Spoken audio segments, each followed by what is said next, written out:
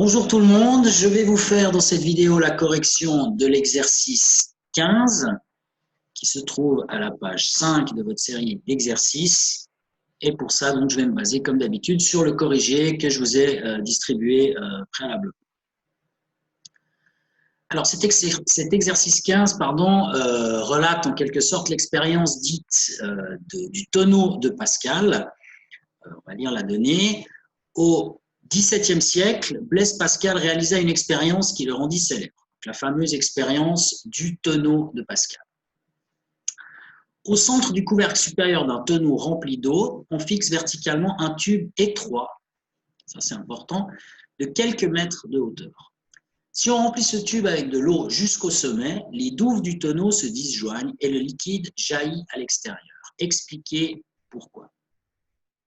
Alors, ce qu'il faut déjà savoir en préambule, c'est qu'à l'époque, donc au XVIIe siècle, on transportait beaucoup de denrées, de choses, grâce à des tonneaux. Tonneau qui a donc une forme arrondie, qui permettait donc de transporter, de rouler le tonneau pour le déplacement.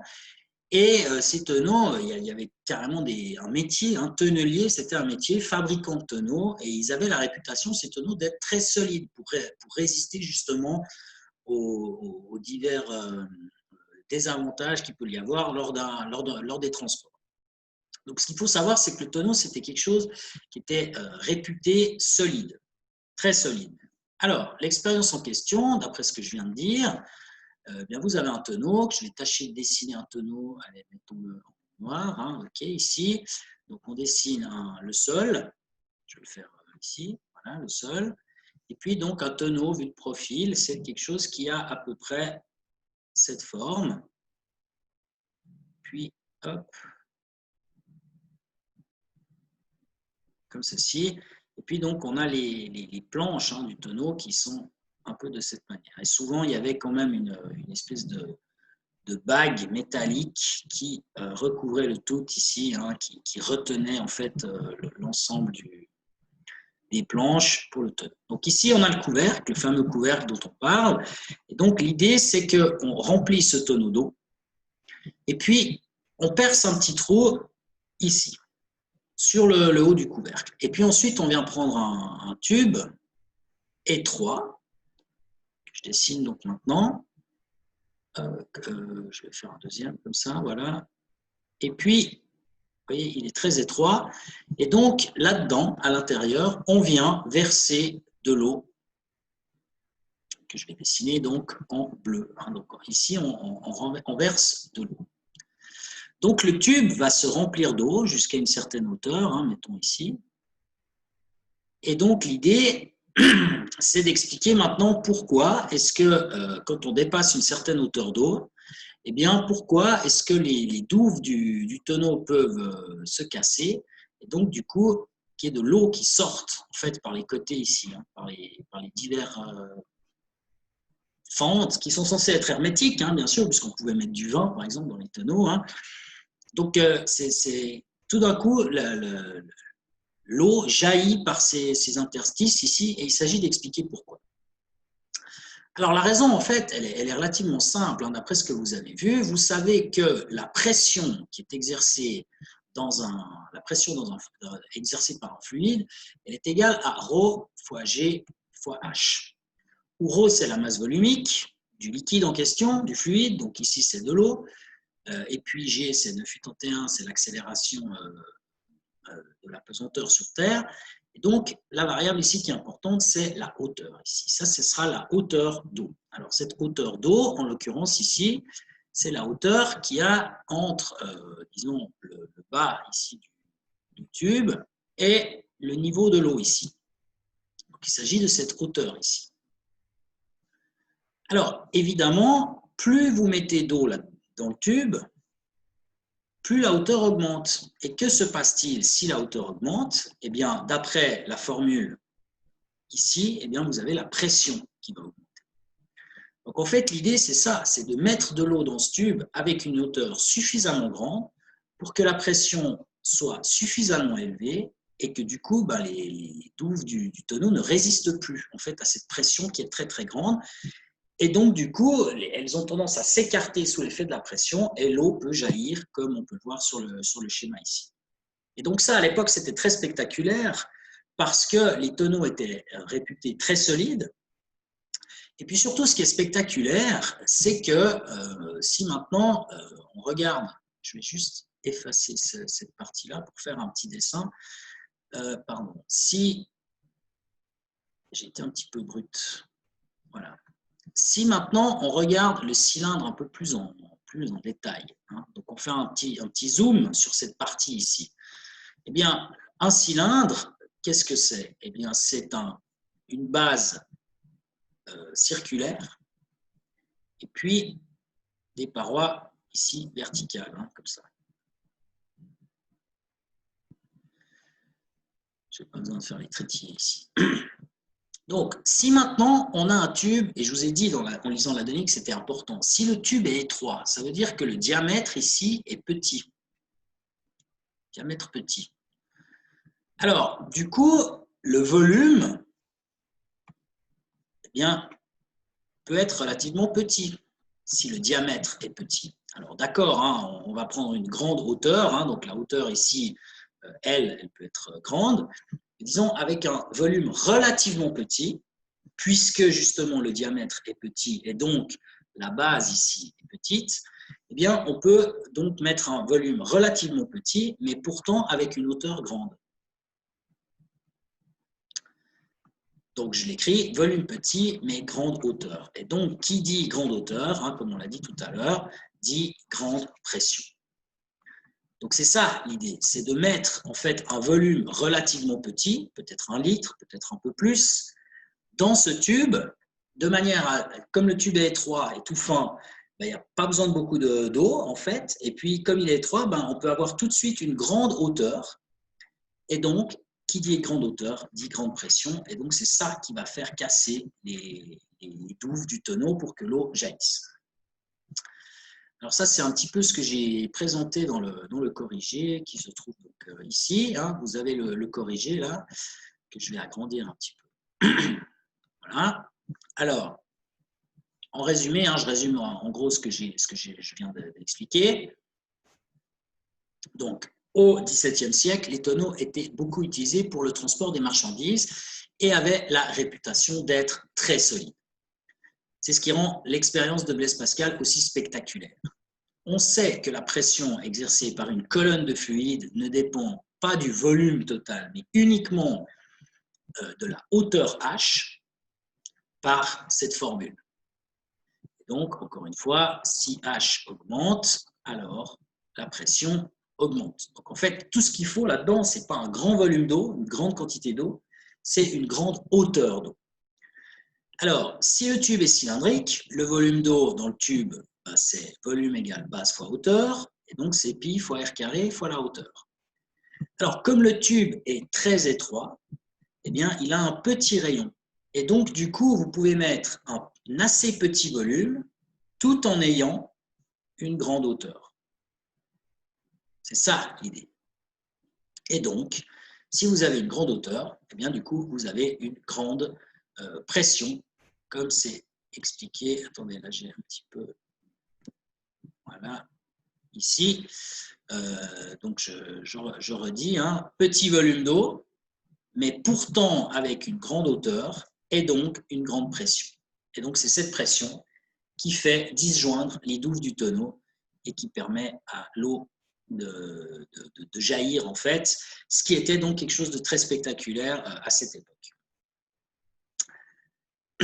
Alors, je vais vous joindre dans le mail que je vais vous envoyer, dans lequel qui contient cette vidéo, une vidéo que j'ai repérée sur YouTube, bon, qui dure quand même une quinzaine de minutes, un peu à la c'est pas sorcier, mais c'est pas sorcier. Et puis, il y a des gens justement qui prennent un tonneau et qui réalisent cette expérience. Bon, ça dure une quinzaine de minutes, donc c'est un petit peu long, mais vous pouvez voir l'effet, vous pouvez sauter directement à la fin si jamais, pour voir comment ça se passe. Alors maintenant, deuxième partie de la question, calculer, hein, toujours l'exercice 15, calculer l'augmentation de la force exercée sur une portion carrée de douve de 10 cm de côté quand la hauteur d'eau dans le tube passe de 50 cm à 10 mètres. Donc ici, on va avoir en gros une hauteur qui augmente puisqu'elle passe de 50 cm à 10 mètres. Donc ça implique une pression qui augmente. Et donc, comme on sait, la pression elle est reliée à la force, donc on aura aussi une force qui va augmenter. Et donc, il s'agit de calculer cette augmentation de force.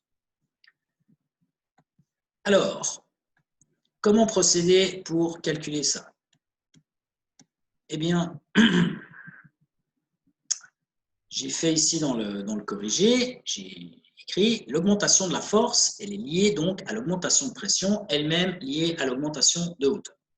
On a une formule qui est la définition de la pression, qui est pression égale force divisée par la surface.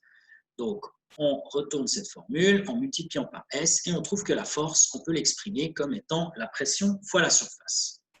Donc, on voit bien que si la pression augmente, alors évidemment, la force augmente aussi. On retrouve ce qu'on a déjà dit.